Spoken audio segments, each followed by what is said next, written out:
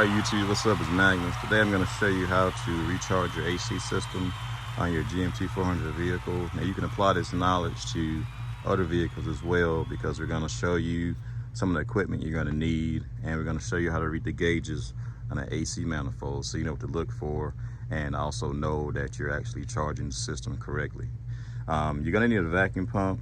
What this does is, if you have a system that is completely evacuated of Freon and you had to repair a leak, you need to repair the leak, and then you need to put a vacuum pump on and for about 30 to 45 minutes and let the system get a pull so you can see if there's any leaks anywhere. Now this will tell you if you got a leak, because you're going to use this in conjunction with your low side gauge, and you got to make sure while you got the pump on it stays around 30. If it keeps that pressure and for after 30 minutes or an hour, you know you're good, you don't have a leak in the system, you can move on to the next step. If you have a system that has had a mechanical failure, let's say your AC compressor clutch has failed, or the AC compressor is locked up and won't spin anymore, you need to get a fully charged system. You need to get the Freon removed, and then you have to take that to a shop and get it done there. You can't just open the system up and let Freon out in the atmosphere. It's bad for the environment. You can't do that. Most shops won't charge you because they'll take that Freon if nothing's wrong with it. If it don't have any contaminants, which they're still gonna take that Freon and recycle it. So just remember that, keep that in mind. All right, next you need to locate your high and low pressure side Schrader valves that are on your AC unit, because you're gonna have to connect your manifold, and you can't mix these up because the high side is a lot larger than the low side connector. And you locate those, then you need to attach your yellow hose here. Attach this hose to your vacuum pump so we can put pressure and vacuum on the system, just to make sure we don't have any leaks. All right, you put your connectors on like this. Take your hand, you pull up on it, press down, make sure it clicks in place, and then you take and turn your valve to where it's snug. And it's gonna say open on here, but basically it means it's just opening the Schrader valve inside. And you do the same thing to the low side also, and make sure both of those are secure. All right, now you're ready to hook up the vacuum pump and start the vacuum. And we're gonna let this stay on for about 30 minutes. I usually use 35 to 40 minutes. And we're gonna make sure we keep an eye on this low side gauge in this green area. And like I said, it needs to be around 30 while the pump's on. Okay, we got a pump hooked up, and we get ready to turn this low side valve on. And now we get ready to turn the pump on. Now you see that gauge? The gauge is pulling down.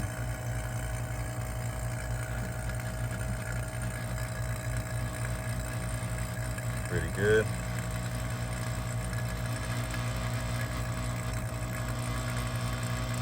Pretty good.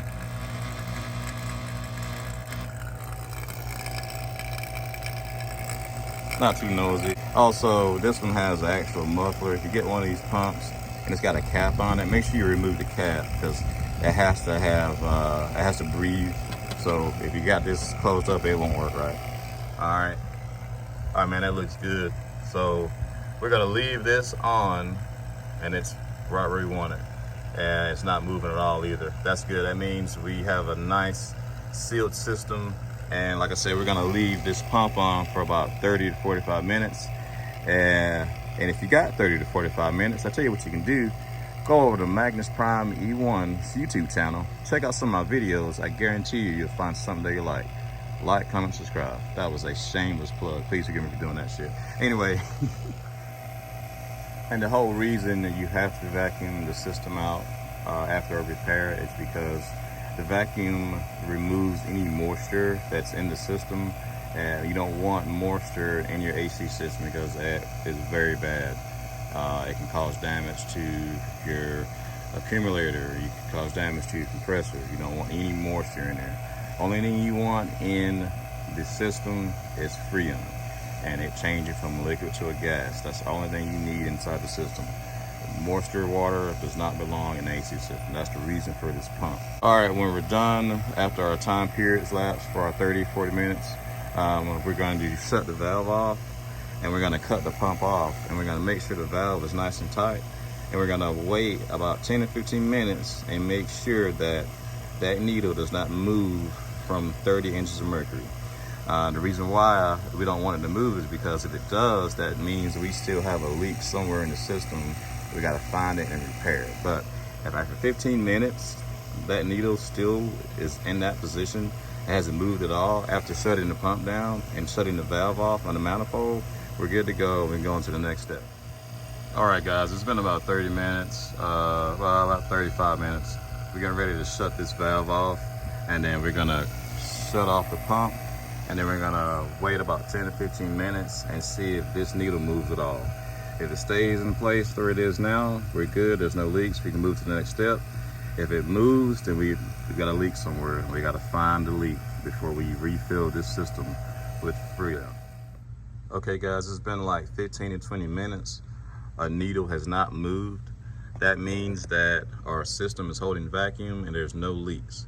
If you did this after you turned the vacuum pump off and shut that valve on the manifold and this needle moved at all, that means you've got a leak somewhere and you've got to find it before you refill the system with refrigerant. Okay, now the way we're going to put Freon in here, we're going to use the can method. There's the keg method that you can use, but when you're using the keg method, you really need to pay attention to this high side gauge because it needs to stay around 200 to 250 in between there. More Freon doesn't mean the system's going to blow more cold. So, and not enough Freon is just as bad as not having enough. So it has to be just right. And you need to know how much Freon your vehicle needs. There's usually a sticker up under the hood. It tells you either pounds or ounces of Freon. Mine's gone because this truck's ancient history, but your car should have a decal up under the hood stating how much Freon that you need and how much compressor oil you need also. If you change a major component like the AC compressor or accumulator, you need to refill the system with oil. And whatever the specifications that it requires, you need to fill it up with oil. The oil is there mainly for the compressor because the compressor has piston internals and it needs that oil for lubrication.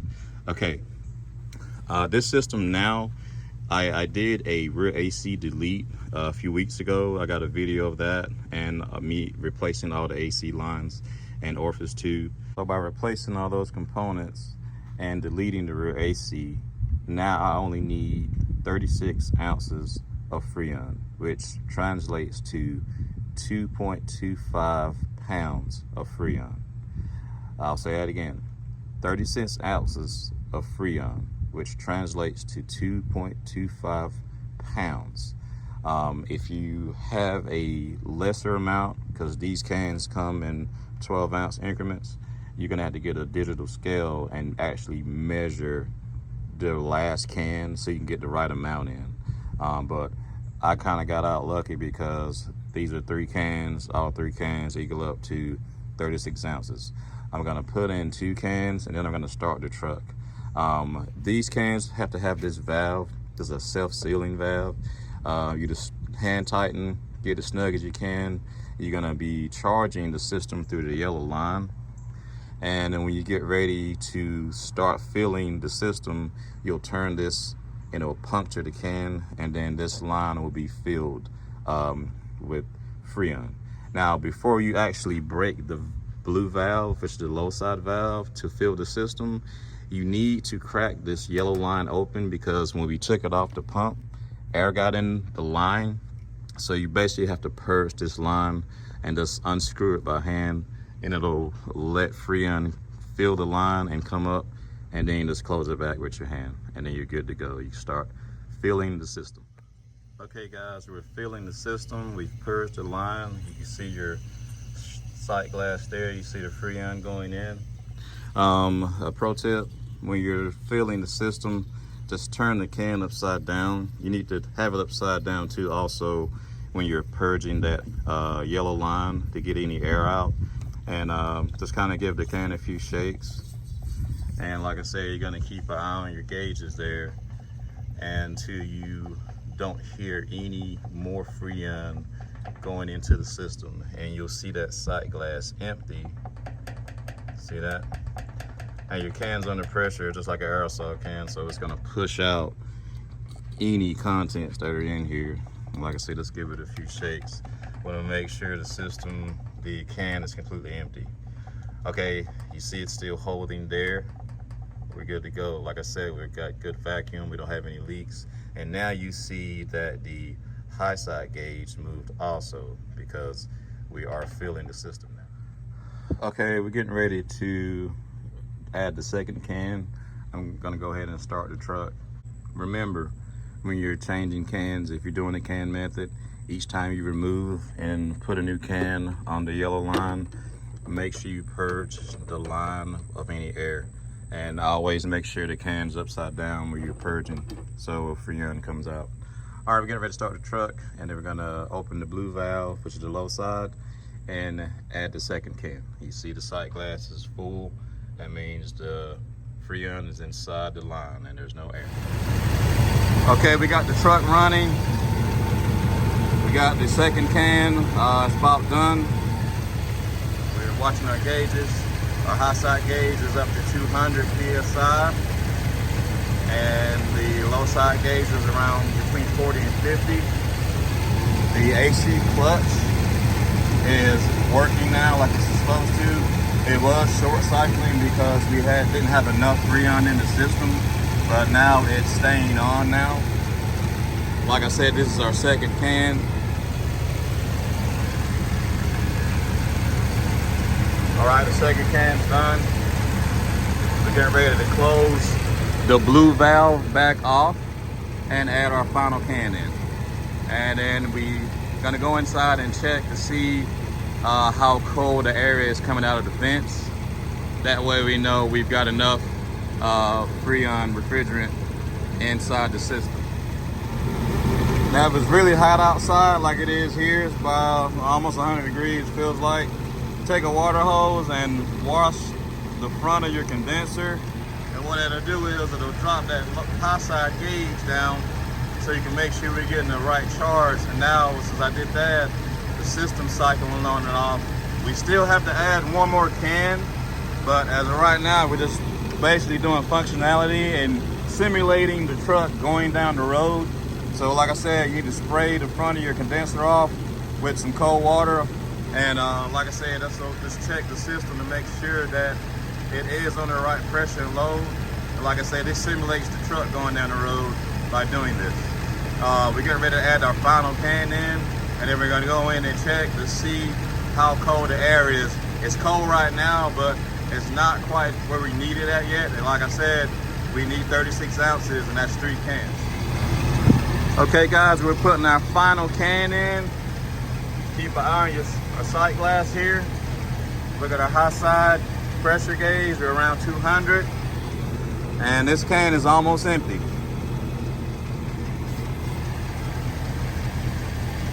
Low side looks good. And like I said, the high side's around 200. That's where we want it at. And remember, when you are filling the system, make sure that you have the AC on max recirculation and have it on the highest blower setting for the fan that you can possibly have it on. That way you know the system is working.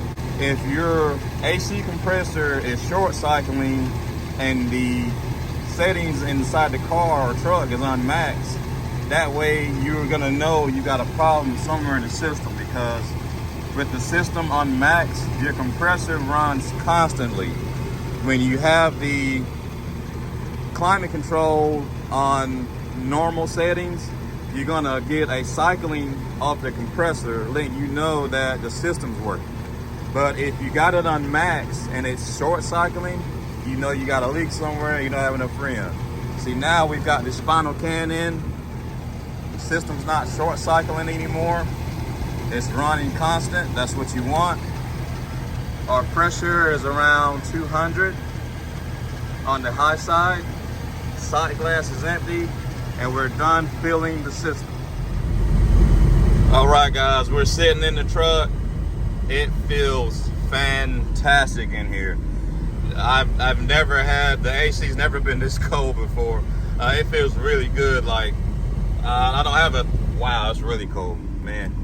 I don't have a thermometer to put in the vent, but I'm telling you, if you can feel it through the camera, I'm telling you, it's ice cold.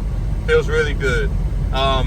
That's what you want. If you got in here and it was still lukewarm or really not as cold, you know when it's cold. You know where your AC's right. You can tell when something's wrong because the air charge that's coming out, blowing over the evaporator, is not, it's not cold enough.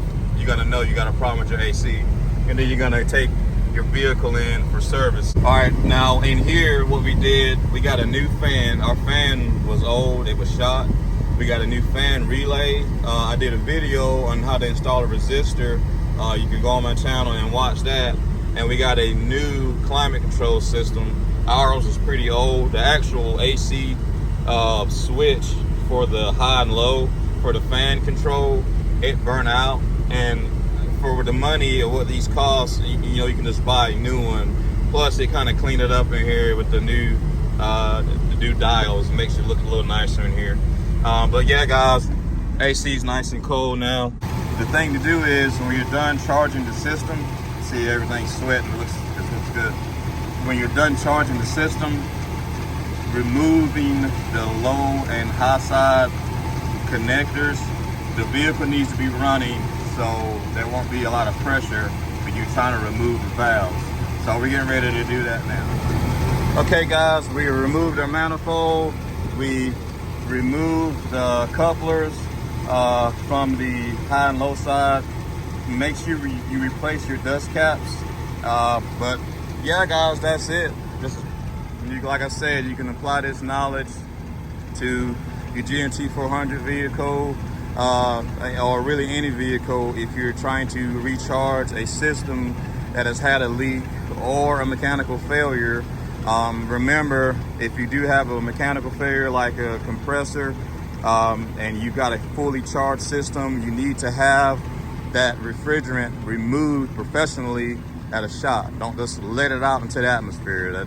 Don't do that. We already got enough issues with the with the environment now.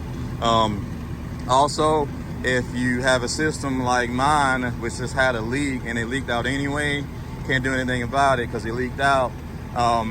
Just remember, like I said, put vacuum on the system, see if there are any leaks before you recharge, because if you don't get all the moisture out and then you recharge the system and there's a leak, you're just throwing money in the trash with, buying Freon. A AC system is a sealed system that constantly changes from liquid to gas with the Freon, and that's how it works. There's no openings in the system. It's a closed loop system. But yeah, that's it guys. That's all I got for you. I hope this kind of gave you a little insight and took some of the voodoo out of charging a AC system on an automobile. A pro tip for you guys, stay away from AC Pro and those quick kind of Band-Aid style AC charging systems. If you gotta add refrigerant and you're constantly having to add refrigerant, you have something wrong with your AC system. There's a leak somewhere. I've had people tell me over the years that I worked on cars that they've used like AC Pro and those kind of Band-Aid recharge systems, and it's actually damaged their system and they've had to replace components because of the contents that are in the AC Pro. I've had a lot of people with some bad luck with those types of trying to quick charge a system. Buy you a set of manifolds, get you some cans of Freon or a keg, and just do it like I showed you. Do it the right way, and there's no way around it. You do it this way, you're not gonna have any issues. If you got all your leaks fixed, you'll be good to go. I've been Magnus. I hope you got some insight, and hope this was helpful for you and kind of give you a direction and how to do your own maintenance on your air conditioning system. I'll catch you in the next one. Peace.